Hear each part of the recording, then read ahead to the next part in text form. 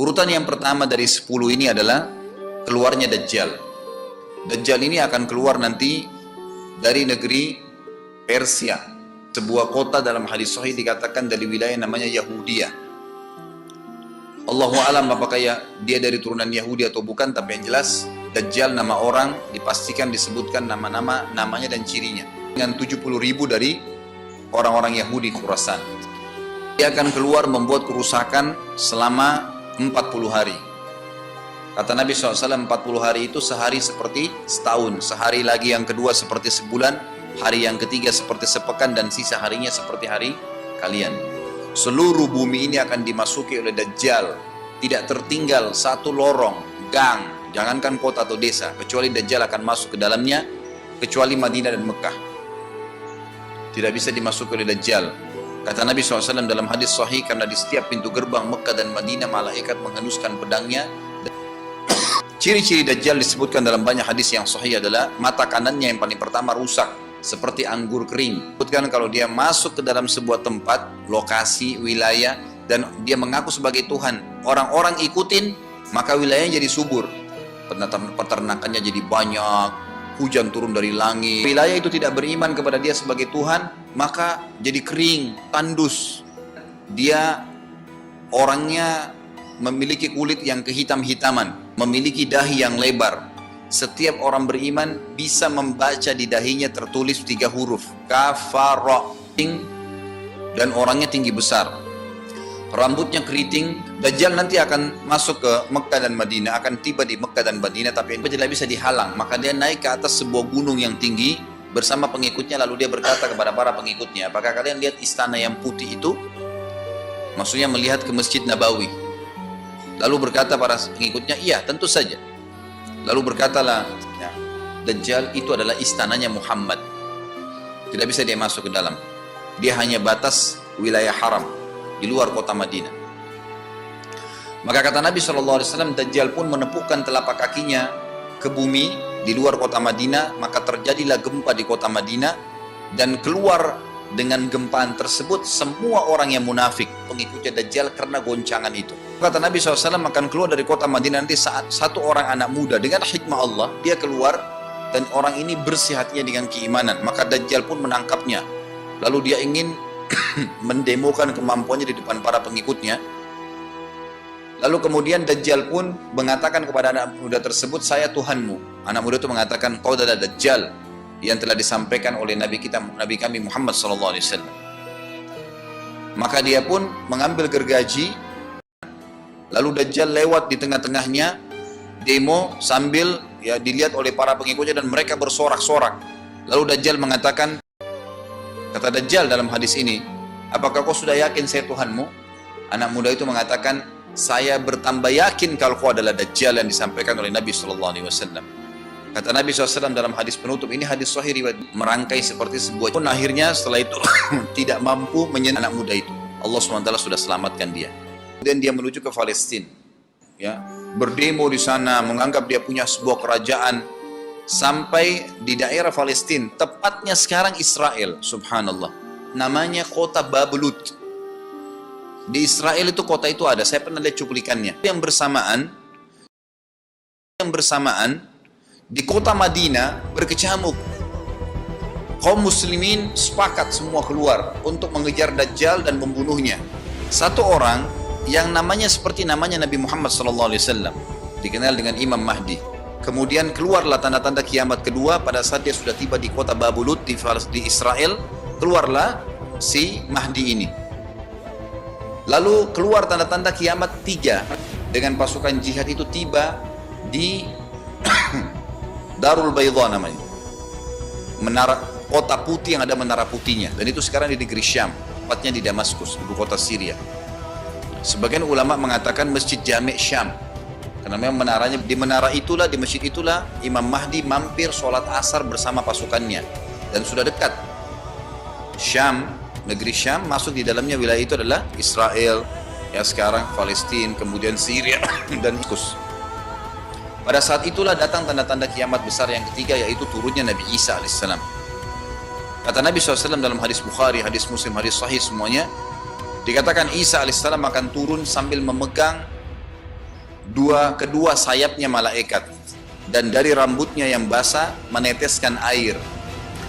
Maka Isa pun alaihissalam waktu itu dipersilakan oleh Mahdi untuk jadi imam, maka dia pun mengatakan tidak, imam dari kalangan kalian. Nabi SAW, ini kemuliaan bagi umat ini karena Nabi sholat di belakang umat ini. Mereka kemudian menuju ke Palestina.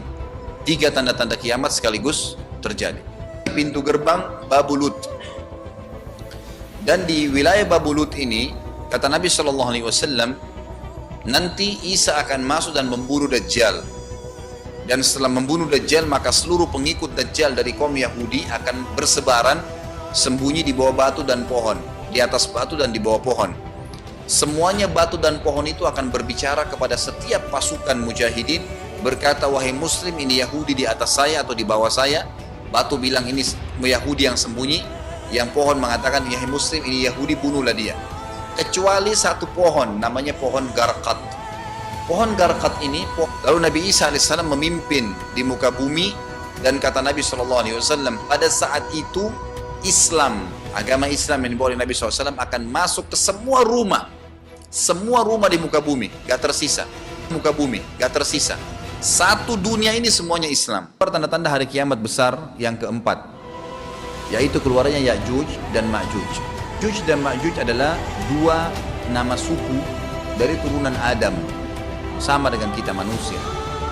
Mereka sobekannya kecil sehingga mata mereka kelihatan seperti sipit, tapi bola matanya besar yang keriting, dan mereka memiliki poster yang umumnya seperti poster manusia. Mereka ini memang menjadi fitnah, tanda-tanda hari kiamat. Kalau dia akan mati kalau sudah memiliki anak 1000. Karena ada hadis yang berbunyi mereka akan mendatangi sebuah sungai, kalau tidak salah namanya Sungai Tibria. Sungai itu sekarang ada, besar. Bayangkan sungai ya, mereka akan mampir dan minum di situ. Mereka semua minum air sungai itu, dan yang terakhir dari mereka datang sudah nggak dapat air. Allah berfirman kepada Isa, berkata, wahai Isa, aku akan mengeluarkan hamba-hambaku yang tidak ada seorang pun dari kalian bisa mengalahkannya, termasuk Isa alaihissalam, nggak bisa mengalahkan. Selamatkanlah dirimu bersama dengan pengikut-pengikutmu ke Gunung Tur namanya. Selamatkan diri dengan pengikutnya ke Gunung Tur yang diikuti sama orang-orang yang beriman. Dunia sangat luas. Maka yang tidak sempat ikut dengan Nabi Isa AS, oke, aman. Ini enggak, siapa saja ditemuin dibunuh. Dia enggak pandang, enggak mau tanya kamu dari suku mana, kamu agama apa, tidak dipandang. Orang-orang muslim pada saat itu, yang ikut dengan Nabi Isa AS berhasil selamat. Walaupun pada saat itu di muka bumi umumnya orang sudah beriman. Yang dimaksud di sini orang-orang kafir adalah adanya orang-orang yang masuk Islam karena terpaksa, karena mereka tidak terlalu paham pada saat itu, menganggap remeh. Pada saat mereka sudah merasa menguasai bumi, mereka qatalna man fil ardi wa qatalna man fis sama. Kami telah membunuh semua yang ada di bumi dan semua yang ada di langit. Lalu mengizinkan Isa untuk berdoa kepada Allah agar memusnahkan mereka. Maka Isa alaihissalam pun akhirnya berdoa, meminta kepada Allah subhanahu wa ta'ala agar mereka semua dimusnahkan. Allah Ta'ala menurunkan kepada mereka hama. Sebagian hadis menyebutkan serangga kecil yang menimpa tubuh-tubuh mereka. Setiap orang satu. Dan itu membuat mereka mati. Dan ketika semuanya dan seluruh muka bumi dipenuhi dengan jasad mereka, baunya sudah luar biasa waktu. Maka Allah Subhanahu wa taala utus dari arah barat burung-burung yang lehernya panjang dan pelatuk mulutnya besar, yang memegang setiap jasad Ya'juj, diambil, diangkat, setiap orang satu burung. Bayangkan berapa banyak miliaran burung pada saat itu. Jasad-jasad mereka dilempar ke lautan. Lalu Allah SWT turunkan hujan. Pada saat turun hujan, maka hujan. Setelah itu Isa AS memimpin lagi di muka bumi sampai beliau meninggal. Setelah Isa AS meninggal, kembali lagi sebagian besar manusia berbuat kekufuran. Allah Subhanahu wa taala keluarkan tanda-tanda kiamat besar yang ke-5. Hewan atau binatang melata bisa berbicara seperti manusia dan badannya dipenuhi dengan bulu.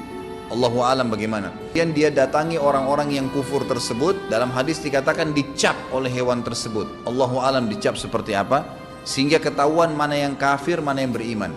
Seperti itu saja. Lalu kemudian Allah lenyapkan si dabbah ini.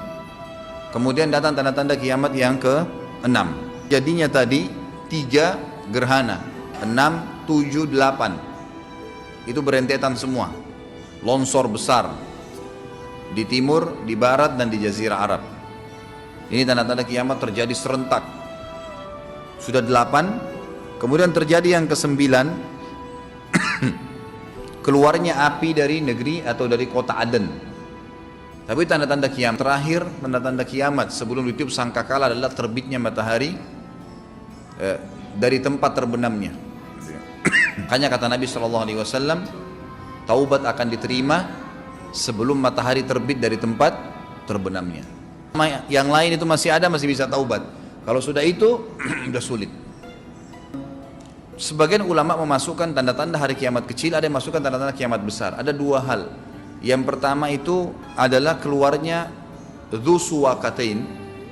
Ada orang dari negeri Habasyah dikenal dengan Dzu Suwaka. Dzu Suwaka ini sak artinya betis. Diberikan julukan Dzu Suwaka karena betisnya sangat kecil.